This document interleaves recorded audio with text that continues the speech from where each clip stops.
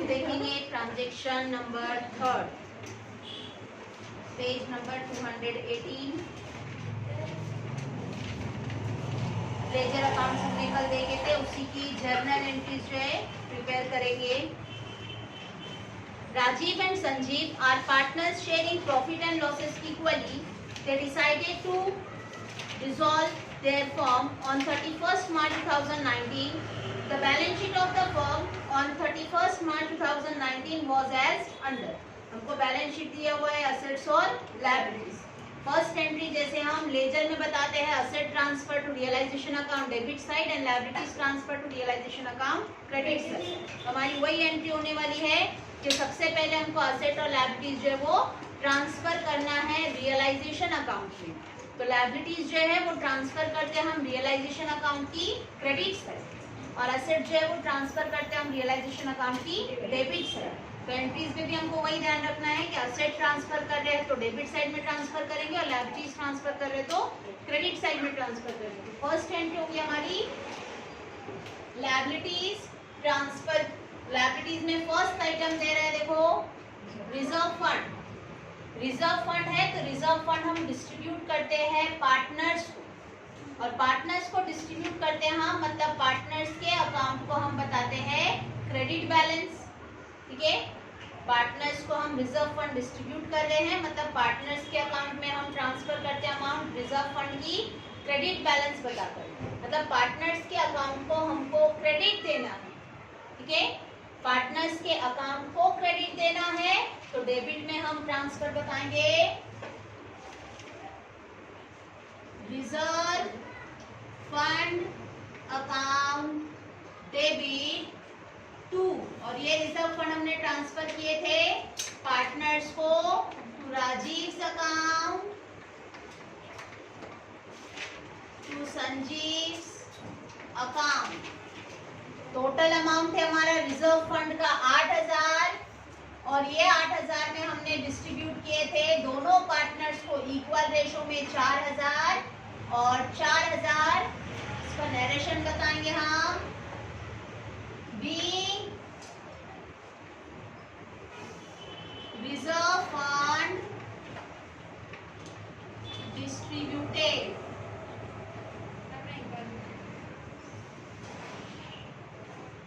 Reserve fund है, reserve fund हम बताते हैं पार्टनर्स के क्रेडिट साइड। ठीक है, पार्टनर्स के अकाउंट को क्रेडिट देना है तो हमने भी जर्नल एंट्री में पार्टनर्स के अकाउंट को क्रेडिट दिया।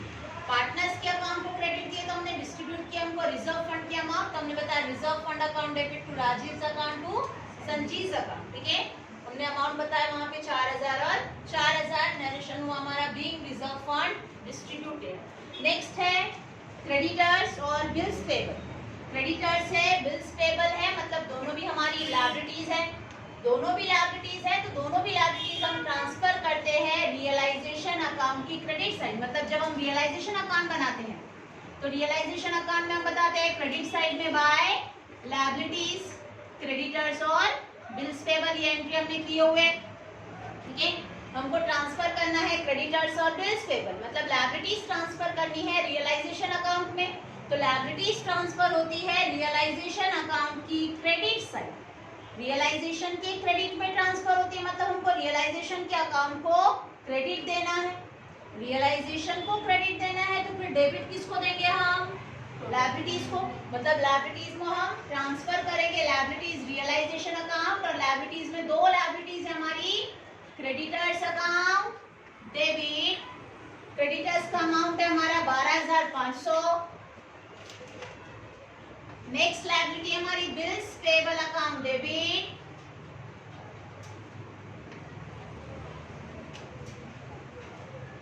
12800 और 7200 टू, और दोनों भी लायबिलिटीज हमने ट्रांसफर किए रियलाइजेशन अकाउंट में टू रियलाइजेशन अकाउंट। रियलाइजेशन के अकाउंट को हमने क्रेडिट दिए पूरे 20000 से। दोनों का अमाउंट हमने ऐड कर मेंशन किए। नरेशन रहेगा हमारा बीइंग लायबिलिटीज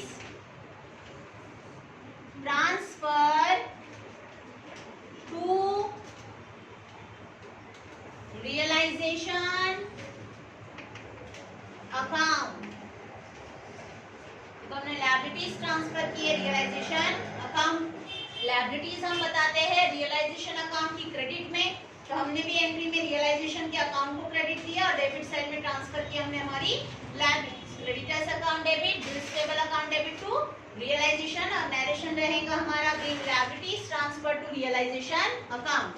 नेक्स्ट है पार्टनर्स का कैपिटल।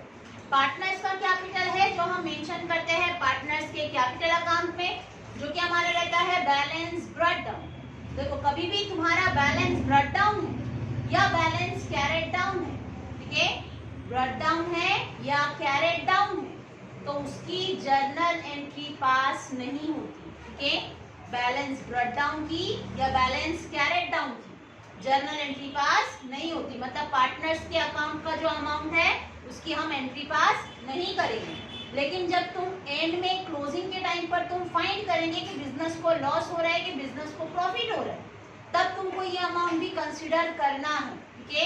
बैलेंस की एंट्री नहीं होती है लेकिन उसकी अमाउंट कंसीडर होती है टोटल। टोटल करने के टाइम पर तुमको ये अमाउंट कंसीडर करना रहेगी, लेकिन जब हम एंट्री पास करते हैं तो जर्नल में बैलेंस की ब्रॉट डाउन की या कैरेट डाउन की एंट्री नहीं होती, ठीक है, जर्नल एंट्री पास नहीं होती, मतलब लायबिलिटी साइड की एंट्रीज हमारी पूरी होगी। नेक्स्ट देखेंगे असेट साइड। तो असेट साइड में जितनी भी असेट्स है वो सभी असेट्स हम ट्रांसफर करते हैं रियलाइजेशन अकाउंट की डेबिट साइड, मतलब हम रियलाइजेशन के अकाउंट को क्या देते हैं, डेबिट। रियलाइजेशन के अकाउंट को डेबिट देते हैं तो तुमको भी जर्नल एंट्री में रियलाइजेशन के अकाउंट को डेबिट देना है। तो फिर क्रेडिट किसको देंगे, तो फिर क्रेडिट में हम बताएंगे हमारी सभी असेट्स, जितनी असेट्स हमने रियलाइजेशन में ट्रांसफर की। मतलब नेक्स्ट एंट्री करना है हमको assets transfer to realisation account debit side. Assets हम रियलाइजेशन की डेबिट में ट्रांसफर कर रहे हैं, मतलब एंट्री भी होंगी हमारी realization account debit. Assets transfer कर रहे हैं हम रियलाइजेशन अकाउंट में, तो एंट्री होंगी रियलाइजेशन अकाउंट डेबिट टू। और असेट्स में हमने जितनी भी असेट्स ट्रांसफर करना है वो सभी असेट्स जिसमें फर्स्ट असेट है हमारी building, to building 20,000, to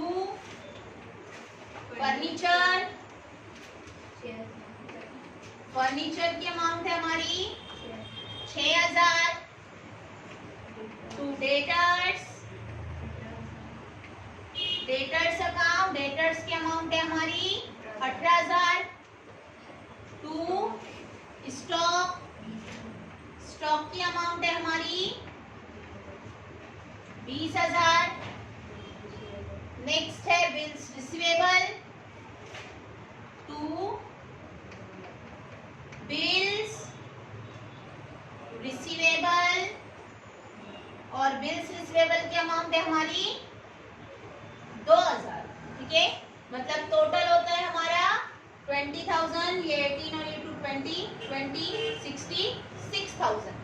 total हमारी असेट साइड में हमने ट्रांसफर किया हमारी टोटल असेट्स 66,000 की। तो हम भी बताएंगे रियलाइजेशन अकाउंट डेबिट, लेकिन डेबिट में अमाउंट नहीं लिखे थे, तो जितनी भी असेट हमने ट्रांसफर किए हैं सभी असेट्स की टोटल हम बताएंगे रियलाइजेशन की डेबिट में 66,000। ये एंट्री भी हमारी assets transfer to realisation account. Last है कैश, लेकिन हम कैश का अकाउंट प्रिपेयर करते और अकाउंट प्रिपेयर करते इसके लिए उसका बैलेंस बताते, और बैलेंस की एंट्री पास नहीं होती, इसके लिए यहाँ पर हमने कैश कंसीडर नहीं की। लेकिन जब क्लोज करेंगे तब तुमको कैश का अमाउंट कंसीडर करना रहेगा टैली करते टाइम, ठीक है। यहाँ पर हमने एंट्री की है assets realise being, sorry assets transfer की being assets transfer to realization account। ये एंट्री की हमने assets ट्रांसफर की। ये हुई हमारी बैलेंस शीट की लायबिलिटीज और बैलेंस शीट की असेट साइड की पोस्टिंग, ठीक है। लायबिलिटी है, लायबिलिटी का बैलेंस होता है क्रेडिट, लेकिन हम ट्रांसफर करते हैं रियलाइजेशन की क्रेडिट में, इसके लिए रियलाइजेशन के अकाउंट को क्रेडिट दिया और लायबिलिटीज को डेबिट दिया, ठीक है। असेट्स है, असेट्स ट्रांसफर करते हैं हम रियलाइजेशन अकाउंट की डेबिट साइड, इसके लिए रियलाइजेशन को डेबिट दिया और जितनी भी असेट्स ट्रांसफर किए थे सभी असेट्स को हमने क्रेडिट दे के हमने असेट्स और लायबिलिटीज जो है वो रियलाइजेशन में ट्रांसफर कर चुके हैं। अब देखेंगे हम नेक्स्ट हमारी एडजस्टमेंट। तो एडजस्टमेंट में फर्स्ट हमको मेंशन कर रहा है the assets realized as under, मतलब हमने हमारी असेट्स मार्केट में बेच दी। हमने असेट बेचे जिसमें स्टॉक रियलाइज्ड हुआ 18,400 का, डेटर्स रियलाइज्ड हुआ 16,600 का और बिल्स रिसीवेबल रियलाइज्ड हुआ 1,980 का। मतलब टोटल असेट्स रियलाइज्ड की वैल्यू कितनी थी हमारी? 3,000। Total asset realized 36,980। मतलब हमारा स्टॉक 18,400, डेटर 16,600 और बिल्स रिसीवेबल 1,980। टोटल किए हमने तीनों असेट की कि तीनों असेट हमने मार्केट में कितने में रियलाइज की? तो तीनों असेट्स की रियलाइज्ड वैल्यू वाली हमारी 36,980।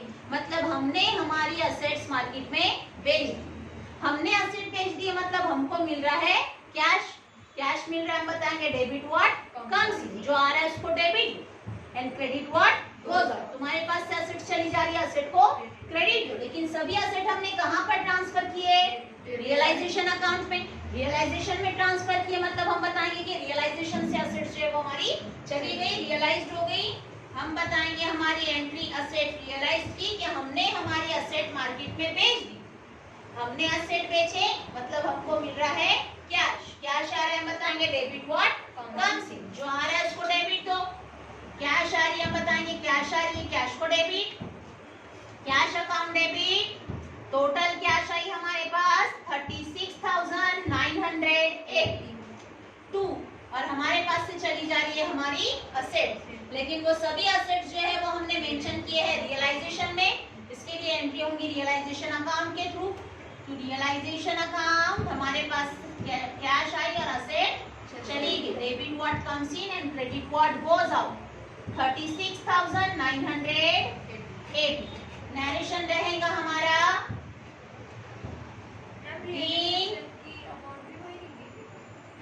assets realized। जर्नल एंट्री में दो इफेक्ट हो गए ना, एक कैश हो गया, एक रियलाइजेशन हो गया, दो इफेक्ट। एक कैश अकाउंट है, एक रियलाइजेशन अकाउंट है। ठीक है, नेक्स्ट उसी के आगे हमको मेंशन कर रहा है Sanjeev agree to take over building for rupees 18,000 and Rajiv agreed to take over furniture for rupees 5,400। अब देखो यहाँ पर संजीव ने लेकर गया बिल्डिंग का वैल्यू 18,000 में और राजीव लेकर जा रहा है फर्नीचर 5,400 में। हमने इसकी एंट्री पास किए थे कि पार्टनर असेट टेक ओवर कर रहा है, तो हम यहाँ पर सेपरेट एंट्री पास करेंगे। पहले हम बताएंगे कि संजीव लेकर जा रहा है बिल्डिंग। संजीव ने बिल्डिंग लेकर गया मतलब बिल्डिंग हमारे फॉर्म से चली जा रही है 18,000 और लेकर जा रहा है संजीव लेकर जा रहा है मतलब पार्टनर के अकाउंट में हम बताते हैं डेबिट बैलेंस। पार्टनर के अकाउंट में डेबिट बैलेंस बताते हैं तो हम भी बताएंगे यहाँ पर कि संजीव ने टेक ओवर किया हमारी बिल्डिंग और बिल्डिंग जो कि मेंशन की हमने रियलाइजेशन अकाउंट में। पार्टनर्स के अकाउंट को डेबिट दिया हुआ है तो हम भी पार्टनर के अकाउंट को डेबिट देंगे। Sanjeev account debit 18,000 to realisation account 18,000। Narration रहेगा being building taken over by Sanjeev. Building जो है वो टेक ओवर किया संजीव ने, संजीव टेक ओवर कर रहा है तो हमने भी बताया संजीव के अकाउंट को डेबिट। संजीव अकाउंट डेबिट और बिल्डिंग हमने मेंशन किया हुआ था रियलाइजेशन में, तो Sanjeev account debit to realisation account being asset taken over. Second, Rajeev take over कर रहा है फर्नीचर। फर्नीचर मतलब ये भी हमारा असेट है और असेट है, पार्टनर टेक ओवर कर रहा है तो राजीव टेक ओवर कर रहा है तो हमने राजीव के अकाउंट को क्रेडिट दिया है, हम भी यहाँ पर डेबिट दिया है, हम भी यहाँ पर बताएंगे Rajeev account debit 5402 furniture take over कर रहा है, तो फर्नीचर भी हमने मेंशन किए हैं रियलाइजेशन में। Realization account 5400।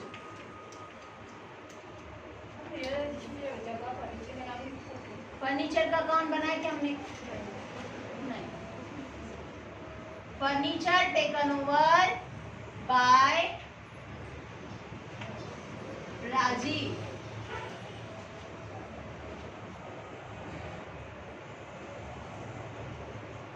उसी के आगे है the realization expenses amounted to ₹600। 600 रुपया हमारा रियलाइजेशन का एक्सपेंसेस हुआ।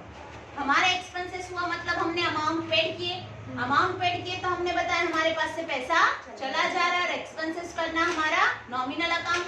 डेबिट का expenses and losses and credit what goes out. हमारे पास से 600 रुपया चला गया और हमने पेड किया हमारे एक्सपेंसेस। हम बताएंगे एक्सपेंसेस पेड किए। रियलाइजेशन का एक्सपेंसेस था तो debit the expenses and losses. Realization account debit 600 और हमारे पास से अमाउंट पेड किया, हमारे पास से पैसा चला जा रहा है to cash account 600 be expenses paid. being expenses paid। इसके अलावा हमारा एक ट्रांजैक्शन और है कि अगर लायबिलिटीज पेड करने के लिए नहीं बोला रहा तब भी हमको लायबिलिटीज जो है वो पूरा पेड करना पड़ता। लायबिलिटीज पेड करना पड़ता तो हमारी दो लायबिलिटीज थी, क्रेडिटर्स और बिल्स पेबल। दोनों को भी देना था हमको 20,000 रुपया जो कि हमने ट्रांसफर किए रियलाइजेशन में। दोनों का भी अमाउंट पेड करना है मतलब हमारे पास से पैसा जाने वाला। हम अमाउंट पेड कर रहे हैं, हमारे पास से कैश चली जा रही है और हमारे पास से पैसा चला जा रहा है। हमने पेड किया हमारी लायबिलिटीज जो कि मेंशन की हमने रियलाइजेशन में। हम बताएंगे कि हम पेड कर रहे हैं अमाउंट, क्रेडिट देकर डेबिट देकर कैंसिल हो जाएंगे हमारी liability. Realization account debit 20,000 to cash account 20,000। यहाँ पर हमने पेड किया हमारी लायबिलिटीज तो हम नरेशन में मेंशन करेंगे being creditors and bills payable paid by firm. हमने क्रेडिटर्स की और बिल्स पेबल की अमाउंट जो है वो पेड कर दी।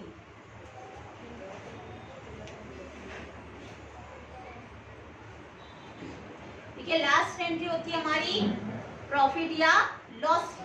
प्रॉफिट या लॉस के बाद एक और एंट्री होती है हमारी कि हमने अमाउंट पार्टनर को दिए या तो हमको पार्टनर से पैसा मंगाना पड़ा। ठीक है, ऐसी दो एंट्रीज हमारी पूरी एंट्रीज होने के बाद दो एंट्रीज हमारी बाकी रहती है जो रहती है हमारी लॉस की या प्रॉफिट की। तो सबसे पहले हम अकाउंट क्लोज करते हैं रियलाइजेशन का। तो यहाँ पे भी हमको अकाउंट क्लोज करना रहेगा सबसे पहले रियलाइजेशन का, जिससे हमको फाइंड होगा डिफरेंस। ठीक है, डिफरेंस लॉस या प्रॉफिट। तो डिफरेंस फाइंड करने के लिए क्या देखने का कि रियलाइजेशन अकाउंट का नाम कब कब आया है। फर्स्ट एंट्री में कि रियलाइजेशन अकाउंट नहीं, सेकेंड एंट्री में रियलाइजेशन अकाउंट को क्या दिया हमने क्रेडिट, मतलब रियलाइजेशन का क्रेडिट बैलेंस है हमारा 20,000। ठीक है, थर्ड एंट्री में रियलाइजेशन अकाउंट को क्या दिया हमने डेबिट कितने से 66,000। नेक्स्ट एंट्री में रियलाइजेशन अकाउंट को क्या दिया हमने क्रेडिट। क्रेडिट दिया हुआ है 36,980 से। ठीक है, इसके बाद नेक्स्ट अकाउंट है हमारा, नेक्स्ट एंट्री है 18,000 से रियलाइजेशन को क्या दिया हमने क्रेडिट 18,000। नेक्स्ट है रियलाइजेशन को क्रेडिट है 5,400 से। नेक्स्ट है डेबिट है रियलाइजेशन को 600 से और नेक्स्ट डेबिट है 20,000 से। इसके अलावा है कि रियलाइजेशन में कोई अमाउंट नहीं। तो अकाउंट जब हम क्लोज करते हैं तो क्लोज करने के टाइम पर रियलाइजेशन का जितना भी डेबिट बैलेंस है वो लिख लेना है, जितना भी क्रेडिट बैलेंस है वो लिख लेना है। तो क्रेडिट बैलेंस और डेबिट बैलेंस की टोटल देखेंगे तो टोटल तुम्हारी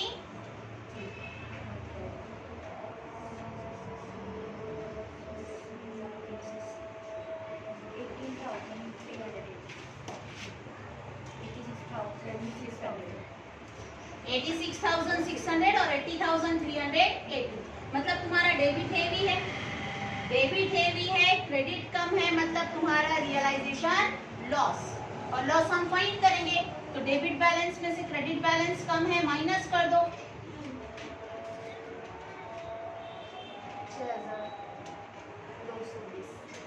6,220, और ये 6,220 हमने डिस्ट्रीब्यूट किए थे पार्टनर्स को उनके रेशो।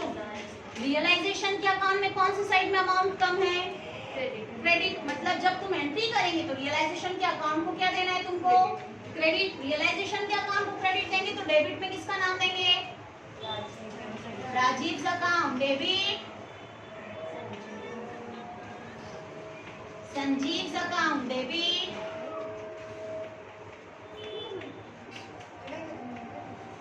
टू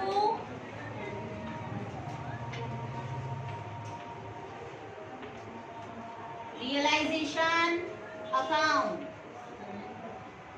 6,220।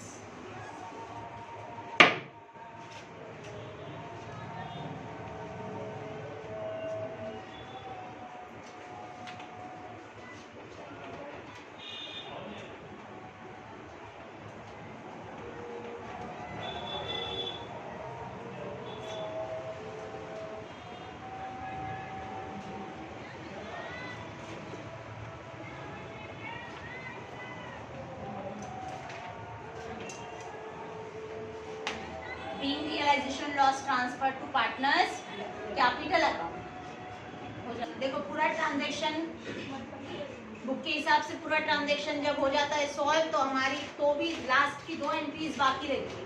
एक तुम्हारे रियलाइजेशन की एंट्री कि तुम्हारे बिजनेस में प्रॉफिट हो रहा है, तुम्हारे बिजनेस में लॉस हो रहा है, ठीक है, और एक रहता है अमाउंट पेड या अमाउंट रिसीव्ड बाय पार्टनर। या तो हम अमाउंट पेड करते हैं पार्टनर्स को, या तो पार्टनर से पैसा हम मंगाते हैं, ठीक है। लास्ट में हम पार्टनर्स का कैपिटल क्लोज कर जो बैलेंस बताते हैं ना बैंक में, वो एंट्री हमारी बाकी है। तो जैसे हमने रियलाइजेशन का टोटल करे थे, तो रियलाइजेशन के बाद हम अमाउंट ट्रांसफर करते हैं पार्टनर्स को, उसके बाद हम अकाउंट क्लोज करते हैं पार्टनर्स का कैपिटल। तो यहाँ पर भी हमको पार्टनर्स का कैपिटल क्लोज करना रहेगा, और पार्टनर्स का कैपिटल क्लोज करने के लिए भी देखेंगे हम पार्टनर्स के अकाउंट में अमाउंट डेबिट में कितनी और क्रेडिट में कितनी। तो पार्टनर्स के अकाउंट का राजीव और ये संजीव डेबिट बैलेंस, और ये क्रेडिट बैलेंस, ठीक है। क्रेडिट बैलेंस सबसे पहले हमारा एक बैलेंस था देखो, जो कि बैलेंस शीट में है, जिसकी हमने एंट्री पास नहीं किए थे, लेकिन मैंने तुमको स्टार्टिंग में बताई कि हम उसको जर्नल एंट्री में रिकॉर्ड नहीं करते, लेकिन उसको टैली के टाइम पर हम मेंशन करते हैं। तो टैली के टाइम पर हमारा बैलेंस देखेंगे हम, राजीव का है 20,000 क्रेडिट बैलेंस, और संजीव का है 24,000 क्रेडिट बैलेंस, ठीक है। इसके अलावा हमारा डेबिट में क्रेडिट साइड बैलेंस है, देखो राजीव और संजीव के अकाउंट को क्रेडिट किया हमने, मतलब क्रेडिट साइड में यहाँ पर 4,000 और यहाँ पर भी 4,000। इसके बाद है नेक्स्ट एंट्री में पार्टनर्स का नाम है क्या? नहीं। इसके बाद की एंट्री में भी पार्टनर्स का नाम नहीं है, नेक्स्ट एंट्री में भी नहीं है। नेक्स्ट एंट्री में राजीव के संजीव के अकाउंट को डेबिट दिया हुआ हमने 18,000 से, सॉरी संजीव है ना, 18,000 से। नेक्स्ट एंट्री में राजीव के अकाउंट को डेबिट दिया हुआ है 5,400 से, ठीक है।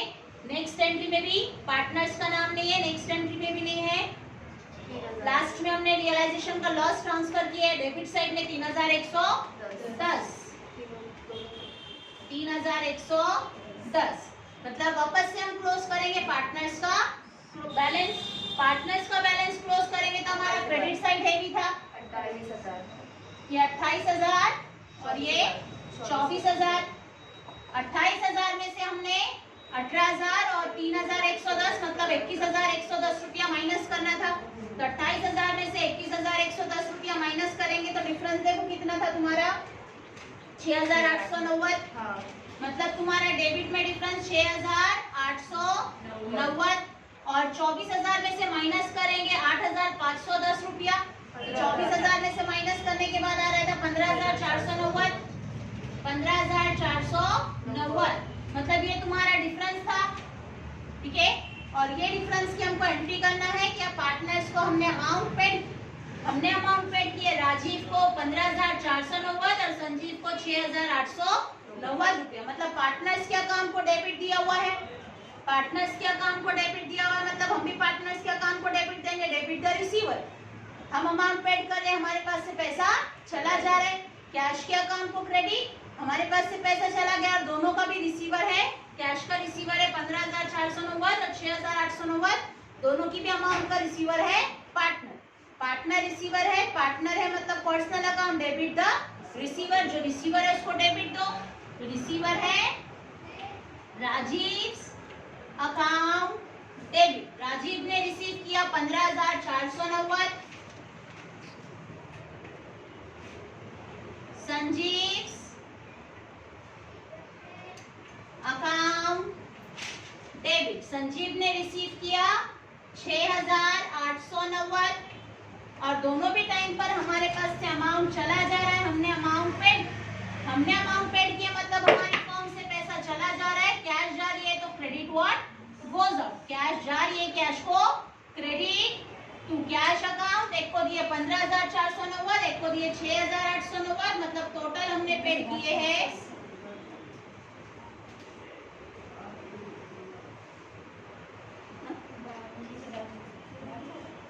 22,380 रुपया। ठीक है, दोनों को भी मिलाकर अमाउंट पेड कर रहे हैं हम 22,380 रुपया।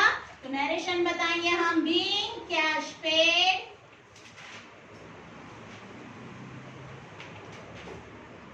ऑन डिसोल्यूशन, डिसोल्यूशन के टाइम पर हमने कैश जो है वो पार्टनर्स को पेड कर दिया। लास्ट में पूरा टोटल देख लो कितना आ रहा है, तो नहीं भी किए तो चलता है। ये हुई हमारी जर्नल एंट्री। पेपर में या तो जर्नल एंट्री पूछेगा या तो लेजर पूछेगा, दोनों एक साथ नहीं आता है। या तो लेजर आएगा या तो सिर्फ जर्नल आएगा। लेजर आएगा तो तुमको मार्क्स भी सिर्फ लेजर पर ही रहेंगे और जर्नल आएगा तो मार्क्स भी सिर्फ जर्नल पर ही रहेंगे। ठीक है, लेकिन जब जर्नल एंट्री करते हैं तो जर्नल एंट्री में लास्ट की 2 एंट्रीज तुमको लेजर के हिसाब से करना पड़ती है। लेजर के हिसाब से मतलब टैली करने के बाद करना पड़ती है। ठीक है, तो लास्ट की 2 एंट्री जिसमें रियलाइजेशन अकाउंट क्लोज करने के टाइम पर जो बैलेंस आता है उसकी एंट्री, और सेकंड पार्टनर्स का कैपिटल अकाउंट क्लोज करने के टाइम पर जो अमाउंट आता है पेड का या रिसीव्ड का, उसकी एंट्री। ठीक है, 2 एंट्री कंपलसरी तुमको करना ही रहेंगी। मतलब तुम्हारे पूरे ट्रांजेक्शन अगर सॉल्व हो जा रहा है, ट्रांजेक्शन सॉल्व होने के बाद भी जर्नल में तुम्हारी 2 एंट्रीज लास्ट में बाकी होती है। एक रहती है रियलाइजेशन लॉस या रियलाइजेशन प्रॉफिट ट्रांसफर की, और एक रहती है अमाउंट पेड या अमाउंट रिसीव्ड बाय पार्टनर। या तो हम पार्टनर को अमाउंट पेड करते हैं या तो हम पार्टनर से पैसा मंगाते हैं। यहाँ पर हमने अमाउंट पेड किए डिसोल्यूशन के टाइम पर, कंपनी बंद कर दिए और जितना पैसा बच रहा था वो हमने डिस्ट्रीब्यूट किए पार्टनर्स, उनके रेशो में नहीं, जितना बैलेंस बचता है वो डायरेक्टली हम अमाउंट पेड बताते हैं।